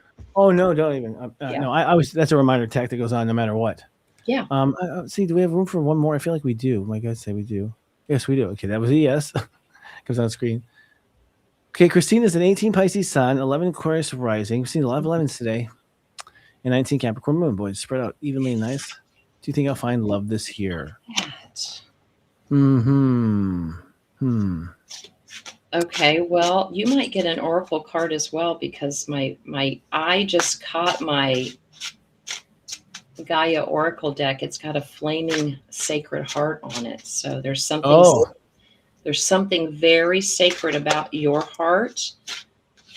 Whoa, you've got lots. Okay, the first one on the scene is who I call the pretender to the throne. So this is 4 of Pentacles, and the reason it doesn't always come in as, sometimes this comes in as a stingy, kind of enclosed, stuck and stagnant energy, right? Holding on, very frugal. But the way the cards, I literally had about 10 cards kind of cascade down. So I feel like there are many opportunities coming, but the first one is not the one. It's a pretender to the throne. And he does want to kind of covet and possess and own you. So I'm going to pick these up because this is just too many here. This is too many here. And I'm going to get some more. I think I'm going to move to another deck because they're just getting out of bounds, way out of hand. Okay. Yeah, no, they're great. I think they're great. It seems pinned down to me. Well, astrologically, I'll weigh in with the 11 Aquarius rising. You know, Pluto has not hit her rising. It's in the 12th house. And so the first answer is yes, you're going to fall in love with God. I think that, you know, spirit, there's an aspect of spirit that's going to open up for you. And I get the sense psychically that this person is tied to that spirit. So perhaps it does feel ancient. And, you know, Pisces, you know, sometimes when you have a karmic relationship, it's good because you had great rapport. Karma can be good and bad, right? It's good karma that I know astrology, right? It's good karma. I get the feeling this person has good karma with you, that there's some, you know, poker chips to cash in on from prior lifetime sacrifices and stuff. He struck some deals and, you know, had some strings pulled. Something happened energetically. I think you were supposed to meet another lifetime, but then something didn't go right. So I do feel the not apprehension, but nervousness around both of you. And I may be just picking up on the next one, by the way, not the one. I personally tend to pick up on the next one. And I've told my guides, you know, let's focus on the next one. And I'll go one more because the last thing you want to hear is that there's 2 more, right? That's a hard thing. I don't know if you've done that, Marcia, but it's like, how do you handle that if you pick up another, you know, they're asking about this husband and you're picking up the next one? You know, we all deal with disappointment, I guess. I mean, I guess that's the way to say it, but I just try to reassure people that knowing is better than not knowing. And if I know that one's going to appear that I got to kind of maneuver around, okay, I'm okay with that. Yeah. And I try to like convey it that way. Like there is likely, right, in every moment of adversity, there's a moment of teaching, there's a nugget of truth, there's something you needed to learn that's going to help you with the next one. So just calm down. It's going to, you know, it's going to be okay. So something when you were first talking about her situation, you know, we've got another high priestess among us. Wow. Christina is a high priestess herself. She has divine knowledge within her. Finding love, yeah, you're going to find love this year, for sure. And intuitively, you're going to know the one. You will absolutely know who it is. They're going to show up with the same balanced energy as you, on your same level of knowledge. And it's likely going to be a water sign, Cancer, Pisces, Scorpio, King of Cups energy. This is going to be a very devoted, emotionally mature and balanced, compassionate partner to you. Yeah, supportive. You know, you might have been talking about Pisces energy, or I was kind of listening to guides as well when the cards fell out. But I was listening to you talk about, intuitively, she is going to know the next one. It is going to lead to much, much, much happiness. And it will be a partner equal in caliber to her empathetic nature. Yeah. Well, that 11 Aquarius rising is a brutal thermometer. You know, like in the sense that it's empathetic, yes, but also very like precise, sharp, precise readability of others. And it feels like, actually, you know, again, I have to say this, it's a fun, I think it's in a fun setting that you meet the person. It's in a fun setting.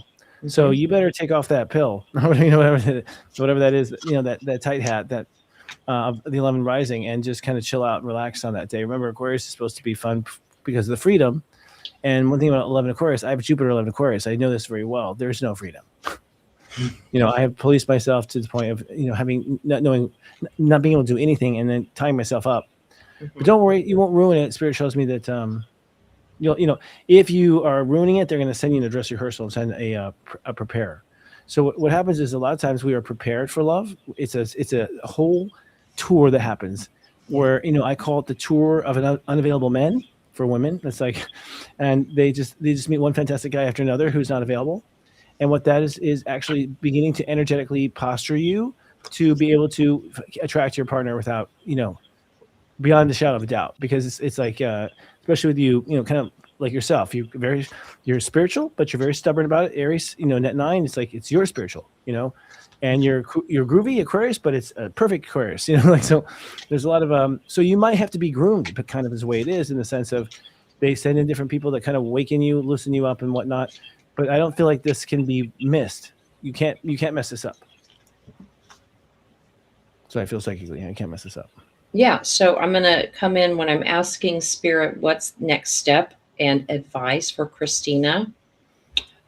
The dreaded tower. So I'm going to say, like what I said before, embrace that tower. And in this instance, like, this isn't going to happen to you. This is an internal mindset tower. You need to get out of your own way. I say that it's you, that it's in you, because what follows is the 9 of Swords. So, you know, this is a card of, you are in your head a little too much, and you need to blow it up. You need something is going to.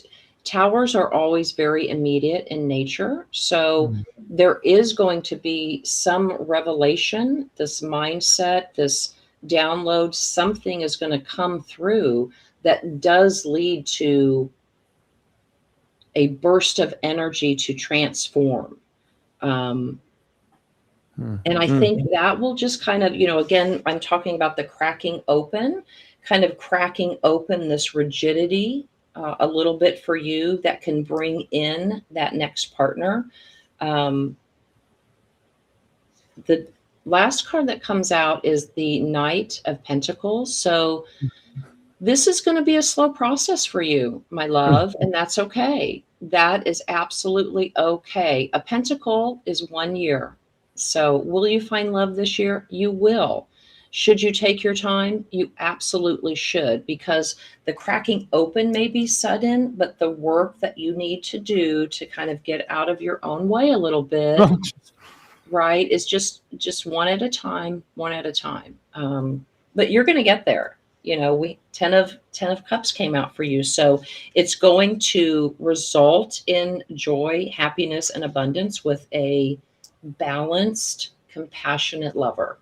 So just do your work, and they will show up. I agree. And as a Pisces, it's kind of hard to mess it up. Yeah. You know, like you trip into the timelines, and I think they are more destined than other timelines. Pisces are a little bit more, have less creative ability to get out of something. although you'd see them try their hardest with all their creativity, right? Right. And ultimately, I can't see it failing. I just cannot see it failing. And I would actually distract yourself with something else. People, when I have clients who want love, I say, go think about something else you love. Because you're really just going to end up, most of the time I find that when you do the exercises you see in The Secret or these types of things, not to put them down, but it's like, I think we only had so much visibility at that time when they were crafted and channeled. We now have more visibility of the process, and there'll always be more and more. But in essence, if your heart wishes for something and you protect it in the morning in your vault, then your work's done. Now you want to keep the vibration of love high, but it doesn't have to be high off the thoughts of of meeting the first time or any of these fantasies that we kind of do and put in our head. I find that we're better off saying this is what I want, and then going off and keeping the love vibration high through something you authentically love functionally. Right. Yeah. Right. Yeah. It's, dancing or, whatever it is, when you're in your moment and you're in your element and you're not caring what other people are thinking, or you're just in the joy of you in the moment, the best shit shows up. It just does. Yes. Mm-hmm. Yeah, actually, the brighter you are in the moment, and that's what we teach too at Sirius Joy. It's like, if you listen to your heart every moment of every day, you're going to find that your heart will always lead you exactly to where you need to go, even when it appears to be shallow or something. Your heart will be like, I just want to go in there because those bunnies are so cute, and you go in there and boom, there he is. There's your man. Right. He's right by the bunnies also because his granddaughter's or whatever. So it's one of those things that following your heart will get you there. Yeah. What kind of client? I know we have to wrap up here. We're almost done. Boy, that went fast. What kind of client comes to you? Like, have you found it's like just to help people feel less, what's the word? Bashful, perhaps, about it. I think a lot of people getting started with readings. Sure. Feel a little bashful. I get a lot of complete novice. Like they're so nervous. Yes. And so I do a lot of Zoom readings, and I find that people, like, they just want to pre-record. They don't want to get on camera with me. That's totally fine. Again, I want to meet people where they're at. And, but, right now I seem to be in this demographic of, like, I would say early 30s to, my oldest client is in her 90s. I love her. She's probably one of my favorites. I have a couple that are in that baby boomer, or not baby boomer. Yeah, no. Yeah. They're very wise, sage clients, but they are my favorite. So, but they're predominantly women. They are predominantly women. I would say of all the readings I've done, maybe 1% are male, which is super interesting to me. I think that's changing a lot. I am seeing more men even open to intuition. And I think what I always try to explain to men who feel kind of closed off to it, and I've heard you say this, so I know you understand it, but it's like fantastic people in the boardroom who make really great decisions. They trust themselves. They are in their intuition. Things flow. They understand that kind of kinetic flow, or whatever that is that's going on. Or athletes, they're in their body. They feel, they know what to do instinctively. And they're going to try to tell you that it's drill, drill, drill. But I'm like, on that playing field, in a second, a moment's notice, you make decisions, you see things, you sense things, right? So I find that men are way more intuitive than they realize. I think they've just been programmed that they're not intuitive, or they're not supposed to be intuitive, maybe, or using their intuition openly. Yes. Well, what men is with men, I find is that they just think they're brilliant. Right. They just assume every thought of their mind is perfect, and they have the right answers, and that's just because how smart they are. And it's like, there's someone feeding you answers. You never read that in a book. A lot of our knowledge that we pick up, that we call knowledge, is coming straight out of the higher self. It's not even in the brain, stored in the brain, from what I understand from modern science and everything else. So, it's great. I love that you are helping people who get started, because you are very calm and non-threatening. except when you are salty mama. Well, Do we have a salty mama clip, by the way? No, we don't. We didn't have time to get that. Sorry, I beg your pardon. I can be, again, a Marine drill sergeant will show up if you are too far out of line, and I will shut it down. But otherwise, last thing I'll say about my astrology is I'm very proud of my 6th degree Saggy midheaven. I just love love. I believe in love. Oh my gosh, your Sag midheaven is my Neptune. I can join. I have Neptune at 6 Sag. That's interesting. I remember when you looked at my chart once and you said something about my very high Jupiter, and you said, but you're trying to be a 6 degree Sag in this lifetime. What's that about? And I'm like, what do you mean, what's that about? Let's get into it, right? Yeah, I was just curious why you were doing that if you had that. But, it turned out had to do with experiencing it through yourself. I mean, a lot of times you want to experience it through yourself. Actually, we get to heaven, we come down, we incarnate, we have these great adventures. And then we kind of get so caught up in the adventure, we forget, it's about the experience of being us. Yeah. And so we want to turn the, story back into us. And a lot of times, we ignore ourselves on so many levels that we don't end up knowing ourselves, And so we're like, oh crap. So we'll pull up an early planet and start over, start at the beginning, do it again, kind of thing. So I think this is what happens. Yep. But you can look and, again, this is great timing because the 40 days of truth and purpose are coming up, y'all. And that begins on the first day of Scorpio, 0 Scorpio. And this is where we guide you through, I'm lost here in space-time. I'm lost in space-time. We're doing past lives and karma next. Right. So we have past lives and karma next, actually. We had someone someone was talking about truth and purpose in the last thing I was on, and they were talking about how amazing it was. But and it really jarred me. It's like a very strong one. But past lives and karma is coming up on 0 Pisces. Forgive me. And that's sometimes when you're in your higher self, you're not earthbound to time.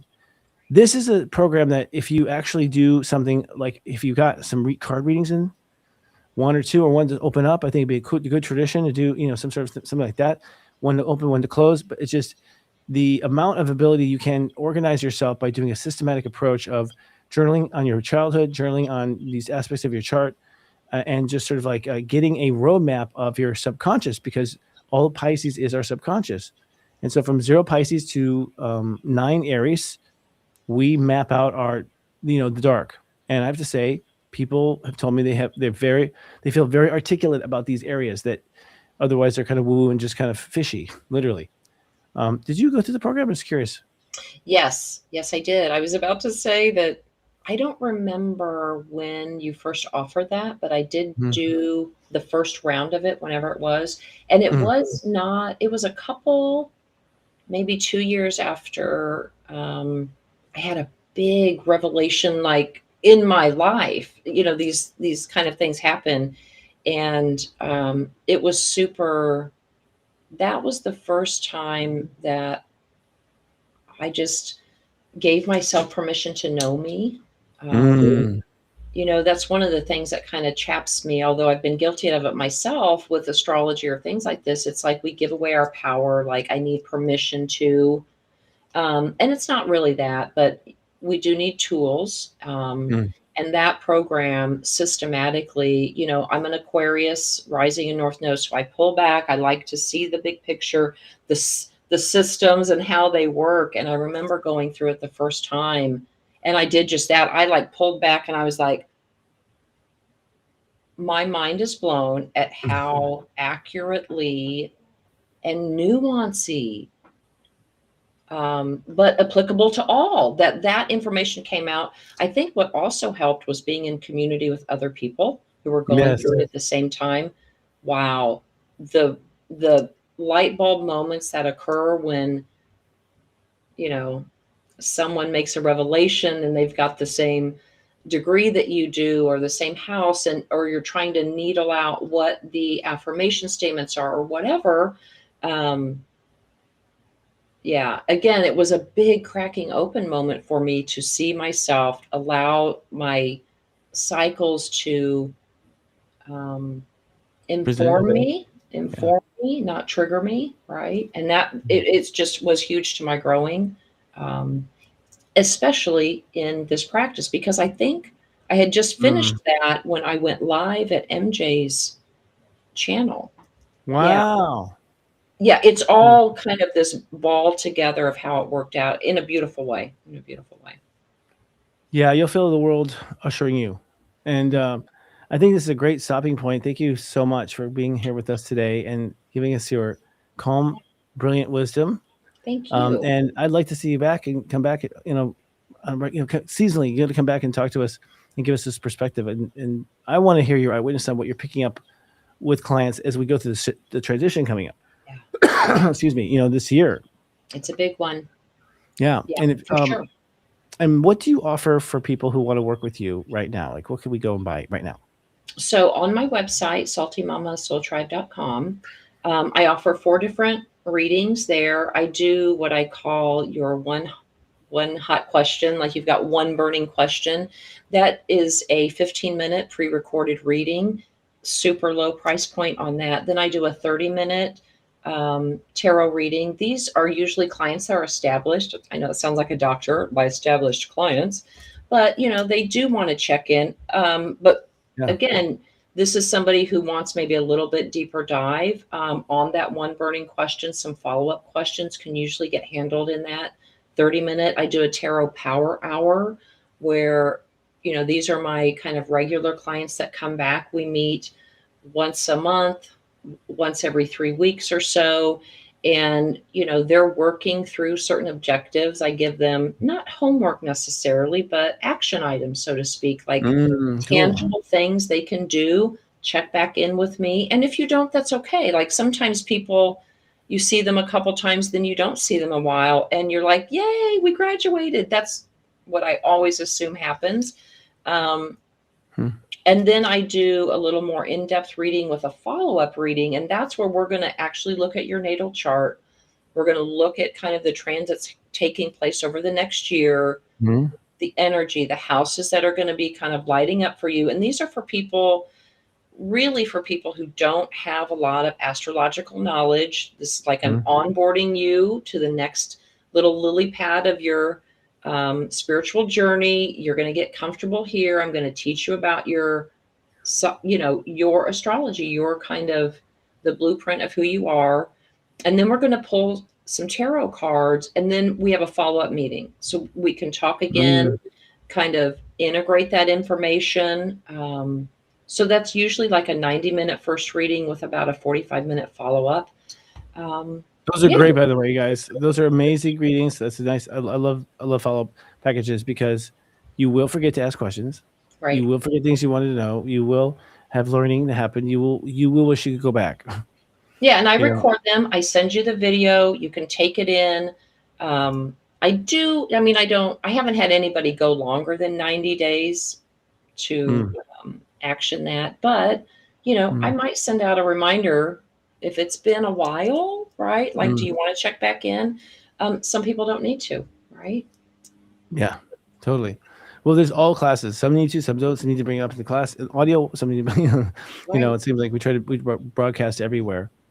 All right, I guess one final thought. What is your tarot card wish for this next month as you pick up? Do you pick up any sort of predictive energies yourself when you are shuffling the cards? Is there any moment of that for yourself through the cards, or do you get predictive energy through your higher self? Yeah, there's going to be so much oh shit moments coming in the next couple of weeks and months. But I'm detached from it. I know that affirms. I don't think people should worry. Actually, some of mine have been all amazing, but they look bad coming in. And that's because I interpret them always bad. That was my fault. Yeah, it was a bad thing, and they came in as a good thing. It's like, what I feel like, as scary as it's going to look and feel, and like you can get wrapped up in it, but I am excited because I know the sooner we get through this, we do get to experience a complete new structure of humanity. And I just feel like there will be civilizations after us that look back at this time And this is the formulation of where we're going. I'm excited to be here and like being, again, just holding the space of like, that's the spiritual warriors were here. But, you know, I'm not out in the street with a megaphone, getting in discourse with my neighbor. You're never going to find me doing that. Right. Yeah. I'm right here holding space, staying in my lane, so to speak, right? Doing what I can to help and counsel others and stay optimistic and joyful. It's going to be fine. It really is going to be just fine. I agree. And I think hearing it from a lawyer and a reader is brilliant. You know, it's what's great. I mean, it helps the logic. You were the talking of left and right. You know, I think that's one of the great things I like about your approach. So thank you for coming and sharing your gifts with us. And I hope we're going to find ways to share in other places too. Our pleasure. Totally our pleasure. Yeah. And everyone, we have been so grateful to have you with us today as well. Yes. I like these Tuesdays because they just sort of write themselves and I get to hear about people. And we have some interesting turbulence coming up since we're all here in the clouds, folks. Well, fasten your seatbelts, turn your trays to full upright position, and we'll see you tomorrow with more Sirius Joy Live. Ciao.